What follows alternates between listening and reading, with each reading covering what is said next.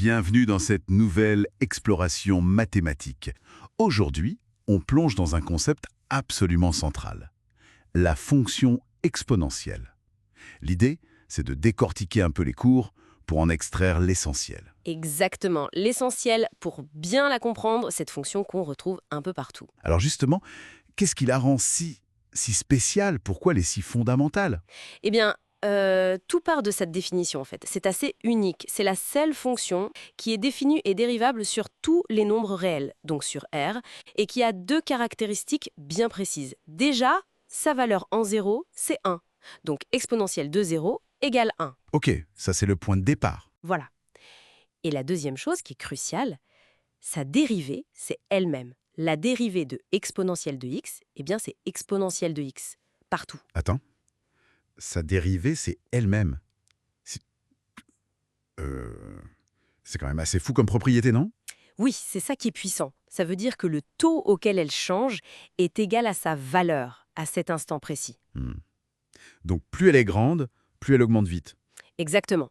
C'est pour ça qu'elle est parfaite pour modéliser des choses comme la croissance d'une population, les intérêts composés, des phénomènes où la vitesse dépend de la quantité.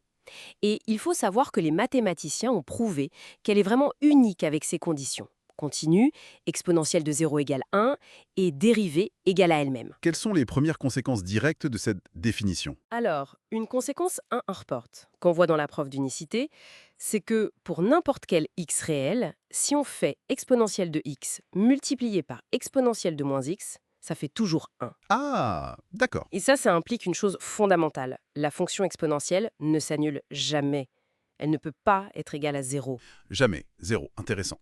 Et même, elle est toujours positive, c'est ça? Tout à fait, toujours strictement positive, puisque exponentielle de x fois exponentielle de moins x égale 1, aucun des deux ne peut être nul. Et on peut montrer qu'elle est positive. D'accord. Notez. Jamais nul, toujours positive. Et pour les calculs, si on veut additionner, multiplier des exponentielles, il y a des règles? Pour deux réels a et b, exponentielle de a plus b, c'est égal à exponentielle de a multiplié par exponentielle de b. Ah, ça transforme une somme en produit. C'est ça. Ça rappelle vraiment les règles des puissances, genre x puissance m fois x puissance n. Exactement. C'est la même structure. Et à partir de cette règle de base, on déduit toutes les autres.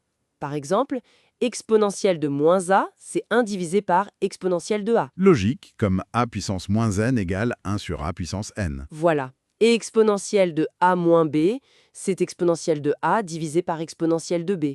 Et aussi, si n est un entier, exponentielle de a à la puissance n, c'est exponentielle de n fois a. C'est vrai que ça ressemble énormément. D'ailleurs, pour que ça soit encore plus clair, on a introduit une notation spéciale, non? Avec la lettre E. Tout à fait. Pour simplifier et pour renforcer cette analogie avec les puissances, on a défini un nombre, le nombre e. C'est juste la valeur de l'exponentielle en 1. Donc e égale exponentielle de 1. C'est un nombre irrationnel comme pi. Et une fois qu'on a défini ce e, on prend l'habitude d'écrire e puissance x au lieu de exponentielle de x. Ah oui, d'accord. E puissance x. Et là, les règles deviennent super intuitives. E puissance a plus b égale e puissance a fois e puissance b. E puissance moins a égale 1 sur e puissance a. E puissance a moins b égale e puissance a sur e puissance b.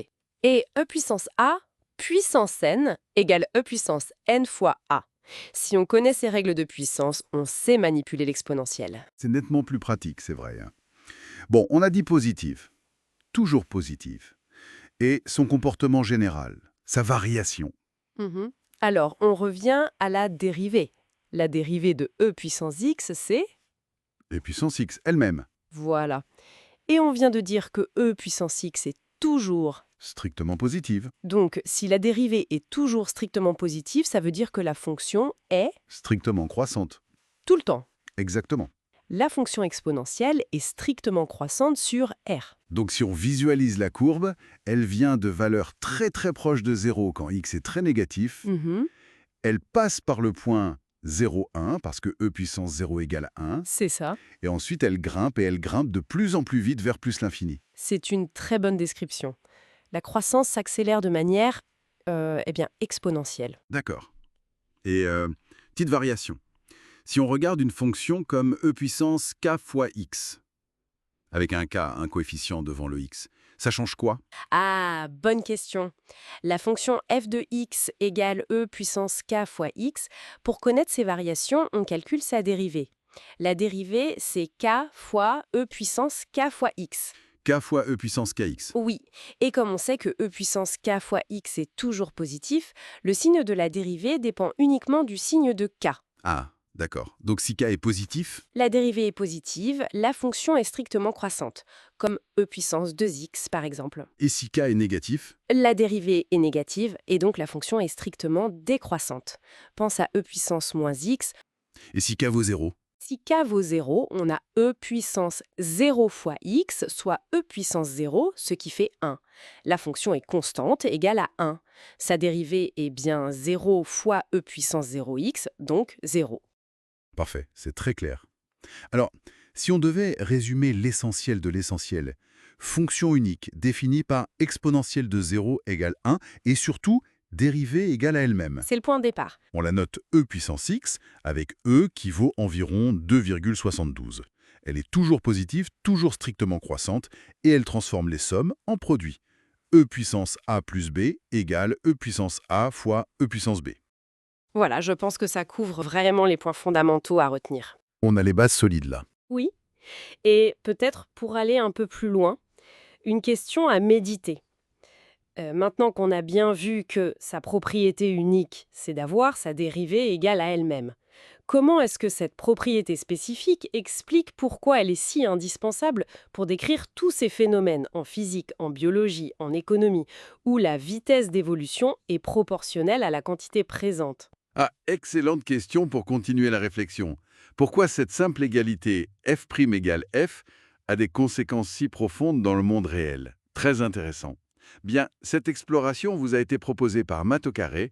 N'hésitez pas à consulter leur site pour découvrir leurs offres d'accompagnement en maths. Merci de nous avoir suivis et à bientôt pour une nouvelle analyse.